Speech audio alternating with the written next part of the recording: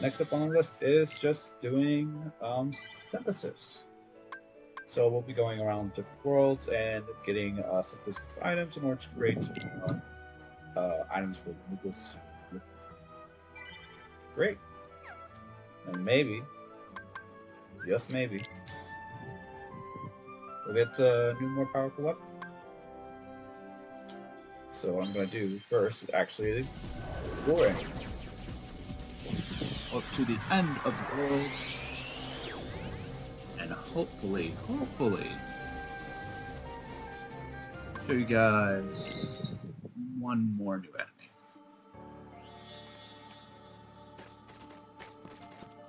What? Mega Elixir. How did I miss that? Oh.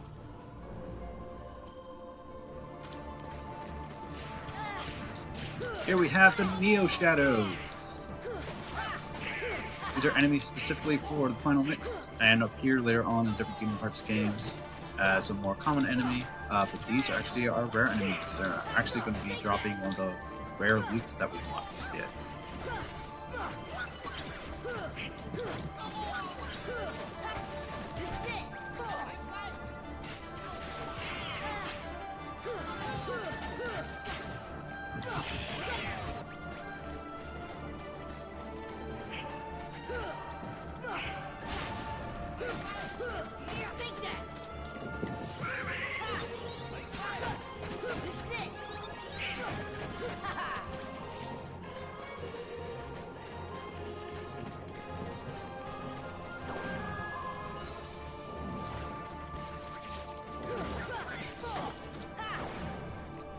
Stop grabbing onto me.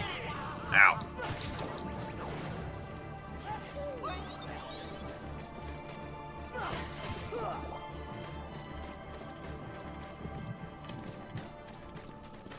Darn it, they didn't drop anything. Oh well. So, that's actually going to be, I believe, we're still missing one, of course.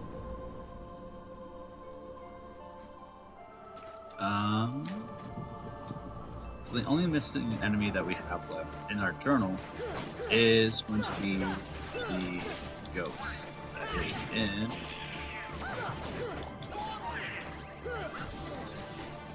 Monsters Groves? It's in Monstro for sure. So we'll be going there next, hopefully getting his journal records, beating him technically, and getting everything done. So let's go to the gummy ship. Or get to level up. It says max AP up. Yay.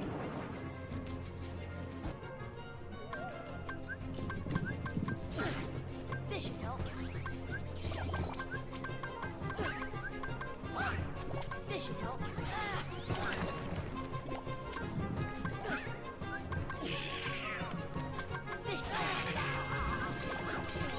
Go. Get Froststone from him. Right. Yep.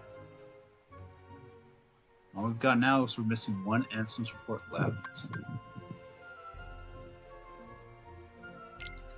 So, while we have everything complete, let's take a look at that journal just for a little bit. Sephiroth. Once known as the greatest swordsman, his whereabouts have been unknown for some time. He challenged Sora to a one-on-one duel. No one knows why he suddenly returned. Apparently, he and Cloud have crossed paths before. Final Fantasy VII.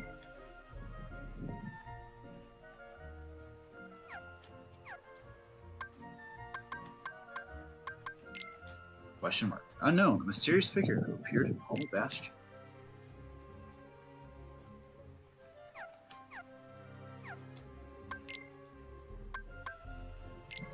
Ice Titan. Ice Titan, defeated by Hercules, he received new powers from Hades and resurfaced. His body is made of large blocks of seemingly impregnable ice, but the ice shaping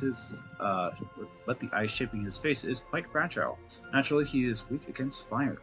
He shook the scene in Hercules 1997. He wasn't too bad. Just a lot of patience. Alright. Finally, the new Heartless. Grand Ghost. I think he's green, supposed to have that shade of green underneath because of his area of spawning. Grand Ghost, a Heartless similar to the Search Ghost, often spotted within Monstro. Weapon attacks do no damage, only causing it to drop items, approaching the Phantom and use said items for a startling discovery. Neo Shadow, a Heartless that travels in packs, combining their powers to allow them to attack Sora, while also healing themselves, leaving it even just one alive will result in a never-ending battle.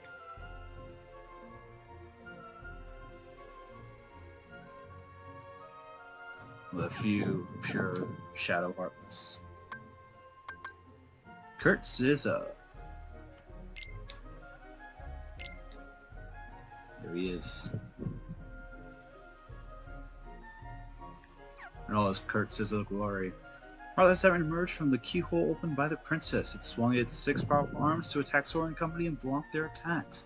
Sora sought out its weakness and emerged the victor. And finally, Phantom. His arms are interesting. In the original, he was just all pale blue, as far as his cloak goes. Ghost-like Heartless that haunted the clock tower standing far away from Neverland. Fluttering its hairy cloak, it cast a spell to take Sora's heart. Having no physical body, regular attacks were useless, but in the end, Sora and company discovered its weakness and prevailed. It was sort of weak to regular attacks, but just not in the right way. So it's not entirely false, not entirely true. We're missing Ansem's report 2, 4. That's it. I'm gonna look that up. I'll be right back. Where's Bell? So many books, but not one to how to banish the darkness. Maybe it's hopeless.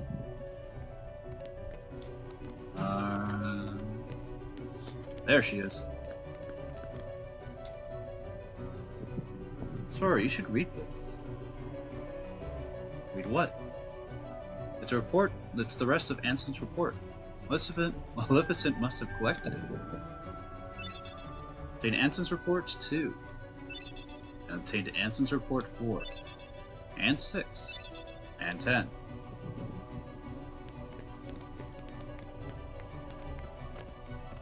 Alright. Well. You now have everything in Jiminy's journal. So let's start from the beginning of Ansem's reports. Much of my life has been dedicated to the pursuit of knowledge. That knowledge has guarded this world well. Not a soul doubts that. I am blessed with many people's smiles and respect. But though I am called a sage, there are things I do not understand. I believe darkness sleeps in every heart, no matter how pure. Given the chance, the smallest drop can spread and swallow the heart. I have witnessed it many times. Darkness, darkness of the heart. How is it born? How does it come to affect us so? As ruler of this world, I must find the answers. I must find them before the world is lost to those taken by the darkness. It is my duty to expose what this darkness really is. I shall conduct the following experiments. Extract the darkness from a person's heart. Cultivate darkness in a pure heart. Both suppress and amplify the darkness within. The experiments cause the test subjects' hearts to collapse, including those of the most stalwart. How fragile our hearts are. My treatments produce no signs of recovery. I confined those who completely lost their hearts beneath the castle. Some time later, I went below and was greeted by a strange sight. Creatures that seemed born of darkness. What are they? Are they truly sentient beings? Could they be the shadows of those who've lost their hearts in my experiments? The shadows that crawl beneath the castle, are they the people who lost their hearts? Or incarnations of darkness? Or something entirely beyond imagination? All my knowledge has provided no answer. One thing I am sure of is that they are entirely devoid of emotion. Perhaps further study will unlock the mysteries of the heart. Fortunately, there is no shortage of test samples. There's no shortage of test samples. They are multiplying underground even as I write this report. They still need a name. Those who lack hearts, I will call them the heartless. The heartless appear in groups and are multiplying rapidly. I provided them both living and non-living samples. They responded only to the living. They seem to multiply after absorbing something from the living creatures. Their prey vanishes without a trace. I believe the heartless are taking hearts. They are bored from those who've lost their hearts and thrive on hearts seized from others. Our hearts taken by the heartless become heartless themselves. Though I lack proof, I am confident in this hypothesis. I must also study their behavioral principles. Though they lack emotions, they do seem to have some intelligence. How to communicate with them? It's just occurred to me. Could they be the darkness in people's hearts? To study heartless behavior, I picked one out for observation. It wiggled its antenna, and as if sensing its target, headed deep into the castle. In the deepest parts of the castle, its antenna began vibrating, as if searching for something. Suddenly, a strange door appeared. I'd never known of its existence. It had a large keyhole, but it didn't seem to be locked, so I opened the door. What I saw on the other side mystified me. What was that powerful mass of energy? That night I observed a great meteor shower in the sky. Could it be related to the door that I had opened? A massive core of energy lay beyond the door sought by the heartless. It may well be the ultimate goal of all heartless. But what is that energy? I have devised a hypothesis based upon my observation of the heartless. The heartless feed on others' hearts, and they yearn for the energy core that thing beyond blah, that thing beyond blah. The door must be a heart, too, the heart of this world. There is no proof, but having felt that immense energy, I am certain that was the heart of the world. The heartless are trying to take hearts not only from all living creatures, but from the world itself. But what do they mean to do with the heart of the world? I am now studying the materials from the meteors that rained down that fateful night. What a find! The material foreign to our world, it is elastic to the touch, and when two pieces are combined, they bond easily. The records I've scoured even mention such a substance. Was it introduced to this world when I opened that door? I wonder how many other such materials drifted through the atmosphere of this tiny world. I wish I could soar off and find out. Could there be uncharted worlds up there? My curiosity never ceases to grow. But I should stop speaking of such unrealistic dreams. For now, there is no way to venture outside this world. My people and I are all but prisoners of this tiny place. There is no doubt that the heartless are deeply connected to people's hearts. Further study may unravel both their motivations and the mysteries surrounding the heart.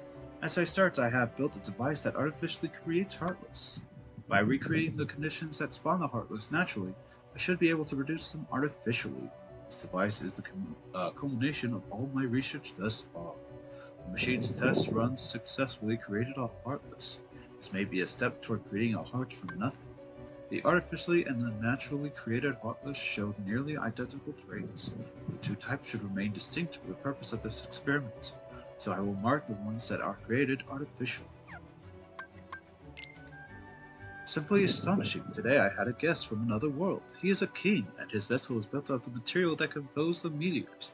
He called the pieces gummy blocks. It seems that my opening the door has opened a path to interworld travel. We talked for countless hours, but one story in particular caught my interest. That of the key called the Keyblade. The Keyblade is said to hold phenomenal power. One legend says its wielder saved the world, while another says that it wrought chaos and ruin upon it. You must know what this Keyblade is. A key opens doors. It must be connected to the door that I have opened. Just as people have hearts, so do worlds. The same can be said of the stars in the night sky, and deep within each world lies a door to its heart. The heartless desire those hearts born of the darkness in people's hearts. They seek to return to a greater heart. Yes, that's it. The heartless come from people's hearts, as so's the darkness. Is the core of the world's heart to the world of the heartless? I'll pursue the answer there and become all-knowing. My path is set. I shall seek out the wielder of the Keyblade and the princesses. My body is too frail for such a journey, but I must do this. I will cast it off and plunge into the depths of darkness. Opening the door to the world's heart causes its walls to crumble. These fragments are seen as shooting stars. This explains why these gummy blocks can travel freely to other worlds. I know the catalyst of this collapse, the appearance of the heartless. However, it will take time to search out for the world's doors and to retrieve each heart. Furthermore, the doors can be locked using a keyblade, making the heart forever unattainable. I must take action before the wielder of this key appears in this world. If the princesses and the keyblade are connected, they should resonate. I've chosen a girl. I don't know if she holds the princess's powers, but I will find out. She may lead me to the key bearer. I shall set her free and observe. Let's get more reports. The body is gone. The heart should have returned to the heartless, yet nothing. This one is unlike any other. Its memories remain, and it has yet to take the form of a heartless. A close eye must be kept on the situation. Much is still unknown. To get to the realm of the darkness, one must go through the doors of the Kingdom Halls, the place where the world's hearts connect. Beyond this world is a place in which darkness reigns. Details shall be archived in a separate report. There are many worlds in existence, some of which we know nothing about. The world in which we live, the realm of darkness, the realm of light. The world in between, where within lies true nirvana. Where does the body go when it separates from the heart? If the soul remains within the body, is it still considered to be deceased? When the heart returns to the heartless, the physical form disappears. That is merely true in this world. Perhaps the body exists in another form in another world. If that is the case, then it is possible for one to exist in two worlds. A being that is neither darkness nor light, belonging nowhere, abandoned by its heart, a mere shell of its former self. The relation between the heart and the body is complex. However, I am certain that if your self exists here, then by definition the other cannot truly exist. The other, the one which does not exist, shall be dubbed nobody.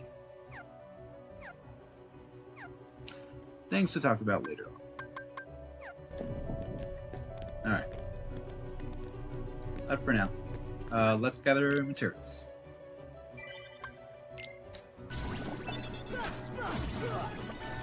Could be levels up. This is defense up.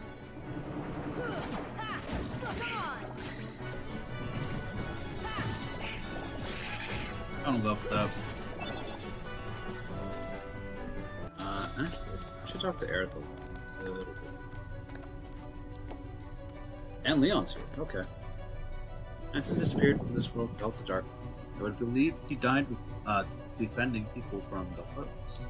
But Ansem was the one who brought them here.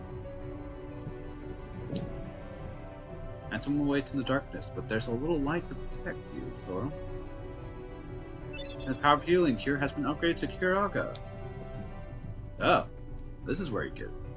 Read that report and you'll understand Ansem's intentions. I believe the worlds can be restored. They are still alive. Is that it?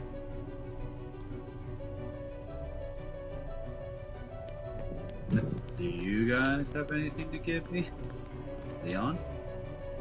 This was once Ansem's castle. He was wisely respected as a wise man. The darkness took him. He began experimenting with people's hearts. Some wise man. So much suffering. Ruin. What for? And what for? And for what? What for? What?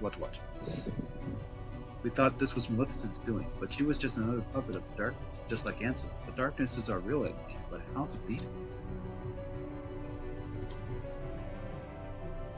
First thing first, let's purge every last heartless we can find.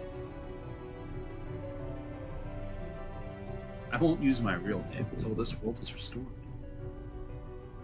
Alright, Leon. Or I should say Squall.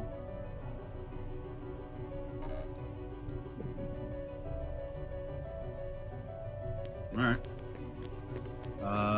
Yuffie about?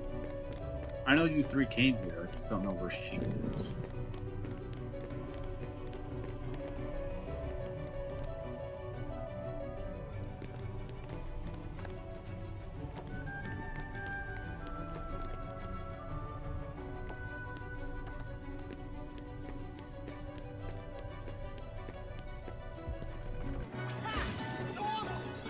we're leveled up. Cranked up the tech boost. What do you have for us? By the way.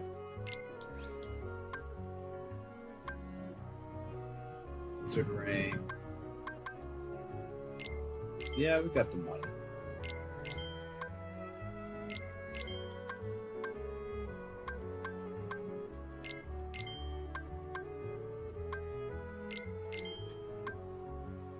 Yeesh.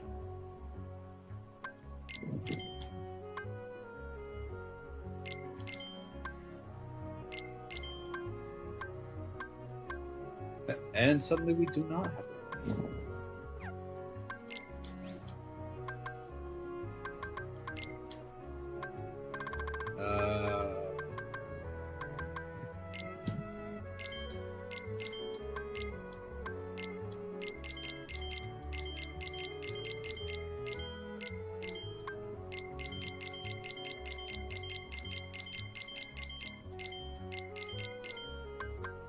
No.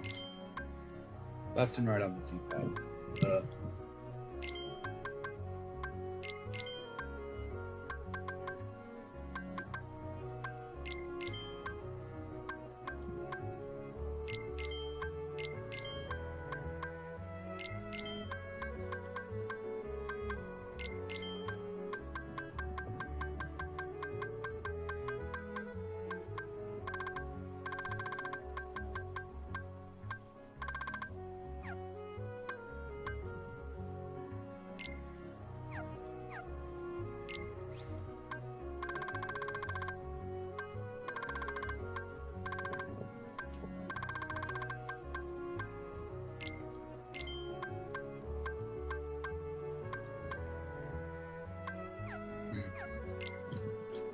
Alright.